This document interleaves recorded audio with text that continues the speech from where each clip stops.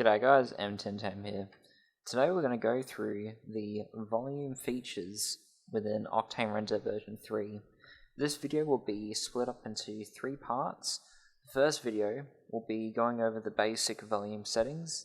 The second video will be setting up 3 unique volumes, which you can see here. And the third video will be setting up a placement scene of animated volumes with motion blur. Let's start this tutorial going over through the basic functions of the volume. In order to bring a volume into an Octane scene, you right click, go to Geometry and Volume.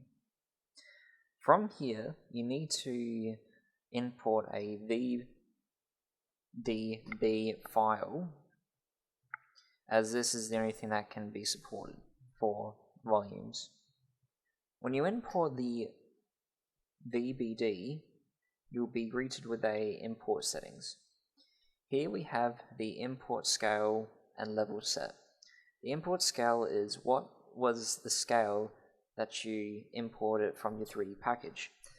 And here we have the meters, decimeters, centimeters, millimeters, feet, yards, and kilometers. The default set to meters. The level set is the amount of thickness that you want to have to the surface of your volume. I'm going to leave that as default. Here we have the Vdb Grid Mapping. Here we have the absorption, scattering, and emission. Now, depending on what you're simulating, be it smoke, fire, water, it will at times automatically place what you want to have, be it density or temperature. You can mimic the effects to have what you want and what looks best for you. But for this one, since I'm importing the explosion that you see on the left, I'll be putting the emission grid to temperature and the scattering and absorption to density. Below we have the velocity, motion, blur, along with the scale and grid.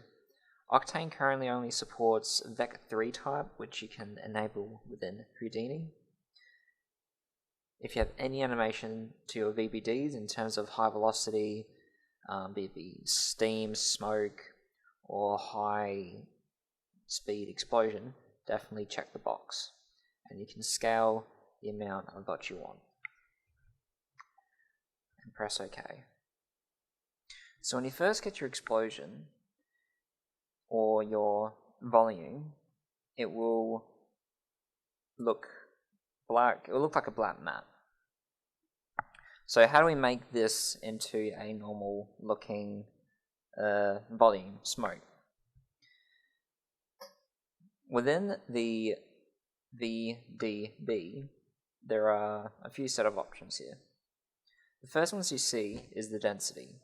The density is pretty self-explanatory on how much smoke you want to have, how much density it's going to be. Is it going to look very thin, very vapory, or is it going to look very blotchy and dark and plumy? The next is the volume step length. The volume step length is how light interacts with the volume, making more bounces and giving more depth to the volume. The length should be scaled to the scale of what you exported your smoke at. The default has been set to 4 meters, but in layman's terms, you can adjust this until it reaches satisfaction in terms of look and speed. I've noticed that if you go under 1, your rendering times will be extremely slow. But at the same time, it gets much more detail. If there's any problems with the smoke or volumes that you have, in terms of your scaling, you can compensate it for the volume step length. Before we move on, make sure you put the scattering to 100% white, just so we can utilize all these other options. So next is the absorption. Absorption is how you place your color, the color onto your smoke, which color it absorbs, or you want it to. Next is the scattering. The scattering is how light scatters off objects or particles. I've noticed that any color you pick, it picks the opposite of your picking color until you reach 100% of the color, then it picks it for you. Now, scattering is very heavily wavelength dependent, so if the light interacts with that, it will create an opposite shadow and spectrum. It can get pretty scientific pretty quick. However, it's purely up to you on what makes or what gives the best image. Interacting with both the absorption and the scattering can work together both hand in hand to get lighter or darker images, or much more dynamic hue of images, as you can see here.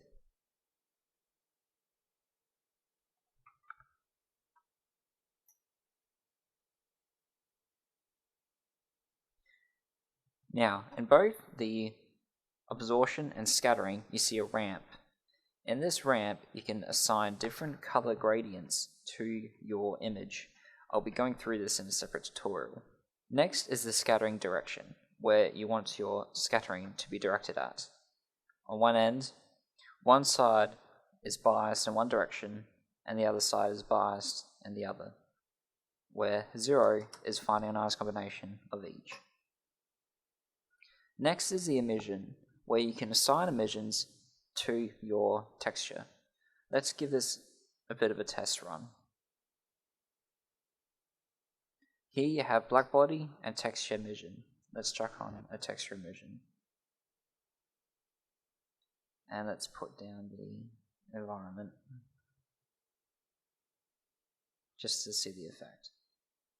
Within the emissions, you have the stock standard, lighting, as in distribution, sampling. You also have cast illumination and surface brightness. And here you can set the power and the look and the color of what you want your emission to be. The emission also has a ramp to determine how bright you want your, or how you want your light to fall off onto.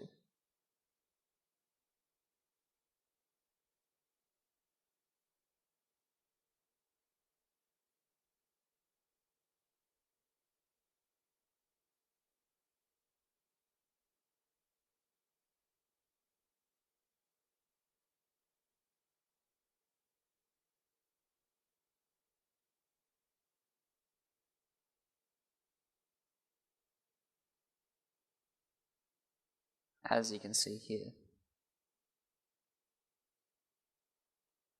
Utilizing the basic setups of what you can see here, you can get some pretty interesting results.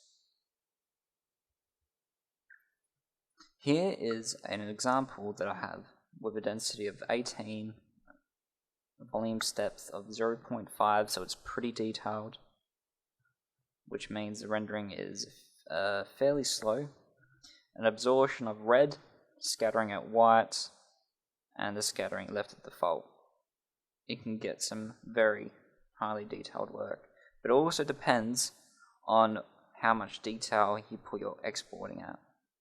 In my next tutorial, we'll be making 3 custom shaders for each volume, which will include a explosion, a color ramp, and a very unique standard volume shader. Thanks for watching, and I'll see you next time.